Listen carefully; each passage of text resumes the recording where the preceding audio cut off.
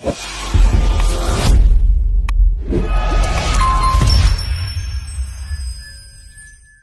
natin sa araw na ito ay pesang lamang loob ng talakitok.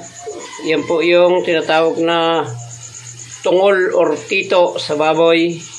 Yan, laman loob po yan. Papakuluan muna natin guys at medyo matigas yan. Hindi ko sinama yung atay dyan. Mamaya natin.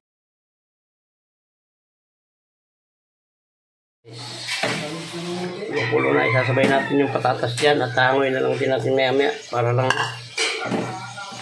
lumambot kasi malambot lang yung atay para hugasan ko yan guys para mawala yung lansa.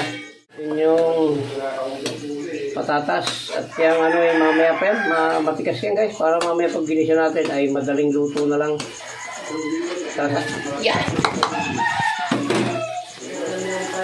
Yan guys, okay na ito. Hanguin na natin ito at uhugasan ko ulit bago natin gisahin. Isasabay ko na sa gisa yung mga atay niya.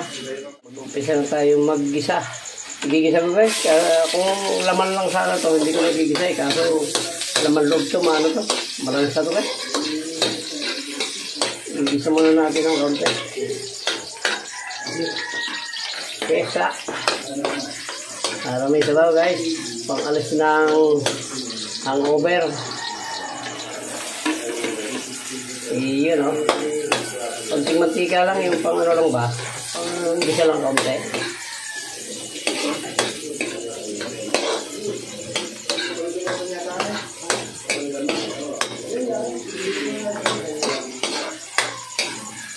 Wala ko sa galit itong kalan na ito. Malakas yung kalan sa labas kaso mahaba pa yung pila. Kaya dito ako sa loob. Yan, igigisa natin guys yung yan na, sinama ko na dyan yung atay. Kanina hindi ko sinama kasi natutunaw yan Yan. Ang dami guys, isang ano lang to, isang isda lang to. Napakalaki ng talakitok. Ito guys, ang lulutuin natin yung naman, yung katawan niya. Ito muna yung pansamantala, yung kanyang bituka or laman loob. Tatakpan natin. Lalagyan natin ng kanyang mga ingredients. Yan, sili siling. Lalagyan natin ng paborito ni Ma'am Bioli, ang patis pao. Tama na yan. Pag kulang asin na lang. At lalagyan natin ang paborito ni Mama Taba, ang bitsin. At lagyan na rin natin ito at may natira pa akong ginisa mix. Yun Saka paminta guys. Yan, medyo matapang ang paminta. Ano to pesa. Takpan ulit natin guys bago natin sabawan. Natin. At para yan, nice yan. Medyo konti lang ang sabaw. Lagyan natin yung ating patatas. Yun May lagyan natin ng gulay guys. Konti lang. Hindi naman ako mahilig sa gulay. Natin. At para yan, nice yan. Medyo konti lang ang sabaw. Lagyan natin yung ating patatas. Yun May lagyan natin ng gulay guys. Konti lang. Hindi naman ako mahilig sa gulay.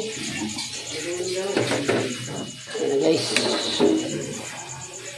Tikman na natin kung tama na yung kanyang lasa. Konti lang sinabaw ko guys. Hindi rin naman nauubos. Sayang lang.